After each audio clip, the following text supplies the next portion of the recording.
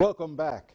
After witnessing the recent chaos on Miami Beach, we have heard from city officials, local residents, and businesses, all decrying what has taken place. But was this inevitable? And how does race play a role in our perceptions? In a few minutes, I'll speak to former State Senator Dwight Bullard. But first, I caught up with Luther Campbell, who claims he tried to warn city officials months ago that they needed to be better prepared for the crowds. It's government using the same handbook. Basically, that handbook consists of creating a police state, having no organized events, just allowing a complete free-for-all. You saw this coming. I mean, talk to me about the red flags that you raised. Was it like 2 or 3 months ago? Correct. 2 or 3 months ago, I had a conversation with them. I was actually invited to the conversation by Pastor Gary Johnson. And, I sat on a phone call, and on that phone call with the mayor, chief police, some other chiefs, I think it was the acting city manager. And right then I raised my hand and I said, look, if you don't do anything this week on spring break or Memorial Day weekend, it's going to be catastrophic for you guys, because you're talking about a situation where people have been locked up in the house for almost a year, and they're going to come running out to the beach. So I said, look, you need to have events on the beach. You need to open up these hotels and have events at the hotels.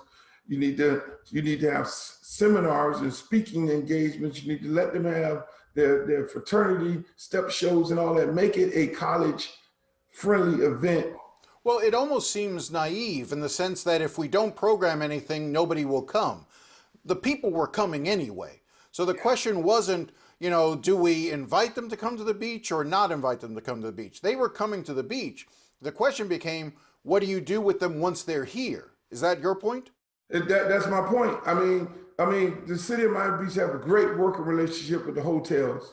They could tell in a matter of minutes how many people are coming and where they're coming from based on the occupancy at the hotel. So they already know that these kids are pre-planning way ahead of time. So your numbers went up in the hotels during the pandemic. So again, if there are things that as government can do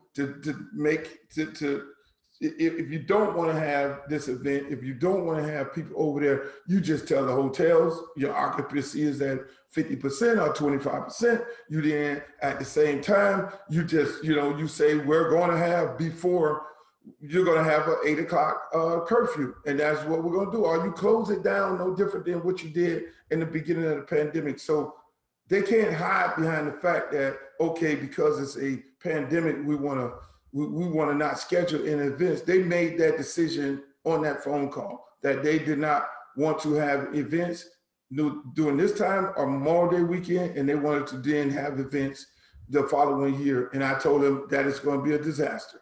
And what was their response to you when you told them that? Well, we'll do a follow-up meeting. That's how the politicians do. They love to have a follow-up meeting.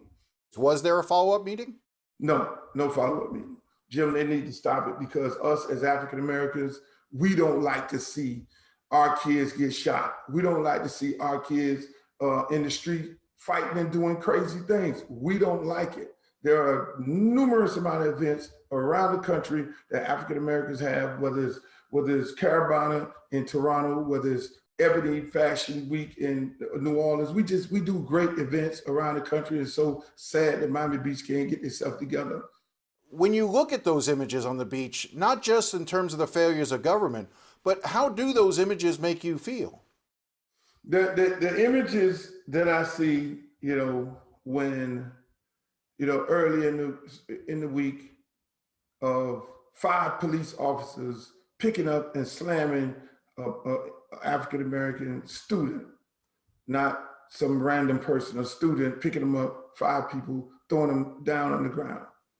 And then with a clear understanding as the world that we live in right now, most of those kids are the kids that were doing the protesting around the country, wherever they came from, of George Floyd. We live in a real toxic time right now that people need to really take into consideration that most of these kids, and they're not just black kids, they're black and white and everything. We look at the images, these kids have basically no respect for government and no respect for the law. They look at everybody as a situation of rebellion against government because they understand that government is just not fair.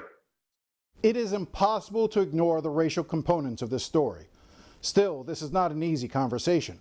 No one, for instance, thought in the 80s and 90s that the spring break crowds that descended on Fort Lauderdale were somehow representative of white people. But there has always been a double standard when it comes to race. It is not fair, but I nevertheless asked Dwight Bullard, the president of the South Dade chapter of the NAACP, to address it.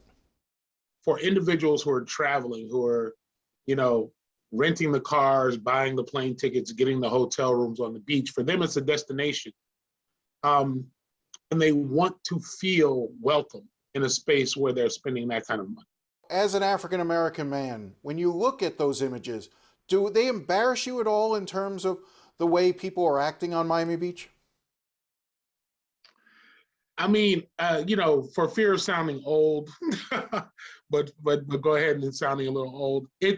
Some of the images are challenging to watch. I'll be perfectly honest with you. We live in a social media age where folks are capturing this more and more and more. But what I would say, and I think folks in my age cohort would agree, is that there's a high likelihood, and I can just attest to seeing this myself, that things like that were happening when I was in my 20s or when my parents were in their 20s. It's just that we didn't put them on smartphones and thus put them on a platform for the whole world to see. Are you worried that the image that is portrayed of young African Americans reinforces a stereotype as these images are sent and transmitted around the country? I always worry about that because of the notion of perception, right? Like when you're fighting for social justice, you don't necessarily want to have the reinforcement of an already existing stereotype that undermines the goal of what it is that you're trying to fight for.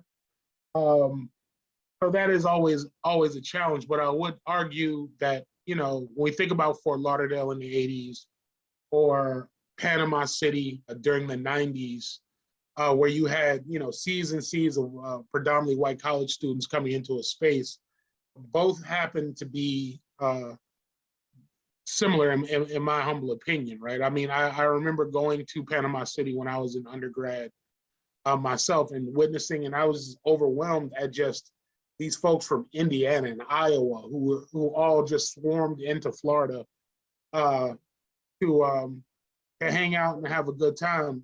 Well, it's interesting because the common denominator between, Panama City and Fort Lauderdale or Daytona Beach in the 80s and 90s with huge crowds and misbehaving crowds and pandemonium, those are largely white crowds, but people just attribute it to being young and stupid. We were all young and stupid at some point. But the problem is on Miami Beach, it becomes young, stupid black people.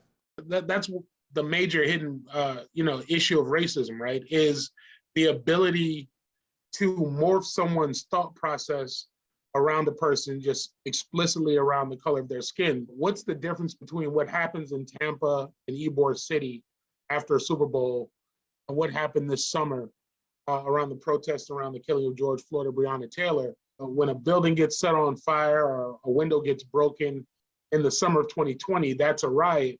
But when a car gets flipped over or a police car gets burned in the city of Tampa after the Buccaneers win, those are just rambunctious people who are really celebrating, the victory of a team. And it's like, that is emblematic of what racism does to a greater society, is the ability to take two very similar incidents and shift the focus that one is more problematic than the other purely through the prism of race.